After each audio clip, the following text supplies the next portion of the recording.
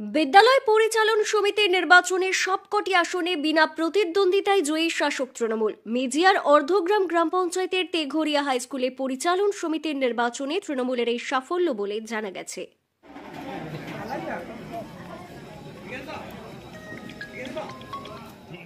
সূত্রের খবর, তেঘরিয়া উচ্চ বিদ্যালয়ের পরিচালন সমিতির নির্বাচনে মনোনয়নপত্র জমা দেওয়ার শেষ দিন ছিল বুধবার। তার আগেই শাসক দলের তরফে মনোনয়নপত্র জমা করা হলেও ওই দিন নির্দিষ্ট সময়ে 6টি আসনের মধ্যে একটিতেও বিরোধীদের তরফে কোনো মনোনয়নপত্র জমা পড়েনি। ফলে নিয়ম অনুযায়ী সবকটিতেই বিনা প্রতিদ্বন্দ্বিতায় জয়ী হন তৃণমূল প্রার্থীরা। আনুষ্ঠানিকভাবে জয়ী ঘোষণার পরই আনন্দোৎসবে মেতে ওঠেন স্থানীয় তৃণমূল নেতা কর্মীরা।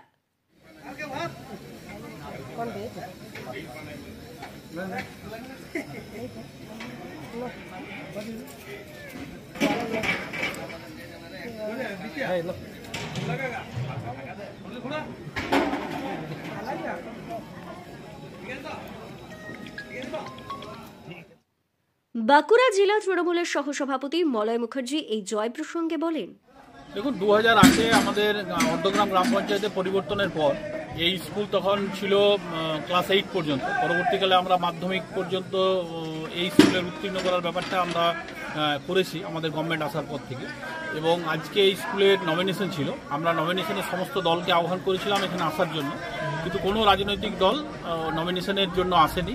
এবং আমাদের যে 6 জন ক্যান্ডিডেট তারা আজকে বিনা প্রতিদ্বন্দ্বিতাতেই জয়ী হলো।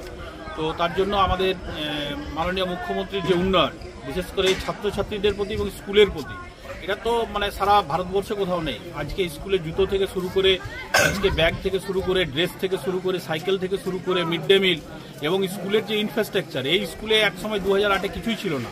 এখন স্কুলে সাফিসিয়েন্ট রুম হয়ে গেছে, মিড ডে মিলের শেড হয়েছে, মিড ডে মিলের রান্নাঘর হয়েছে, পানীয় জল হয়েছে, বাউন্ডারি ওয়াল হয়েছে। এবং স্কুলে একটা ছাত্রছাত্রীর পড়াশোনা করার জন্য যে পরিবেশ দরকার, সেই পরিবেশ আজকে মাননীয় মুখ্যমন্ত্রী আমাদের করে দিয়েছেন। এবং যার জন্য প্রত্যেকটি অভিভাবক আজকে বুঝেছেন যে মমতা বন্দ্যোপাধ্যায়ের বিকল্প কিছু নেই এখানে। তার জন্য আজকে কোনো রাজনৈতিক দল এখানে প্রতিদ্বন্দ্বিতা করার জন্য আসেনি। তৃণমূল কংগ্রেস মনোনীত যারা প্রার্থী তারা আজকে বিনা প্রতিদ্বন্দ্বিতায় এখানে জয়ী। ব্যুরো রিপোর্ট, দক্ষিণ বাঁকুড়া দর্পণ, মেজিয়া।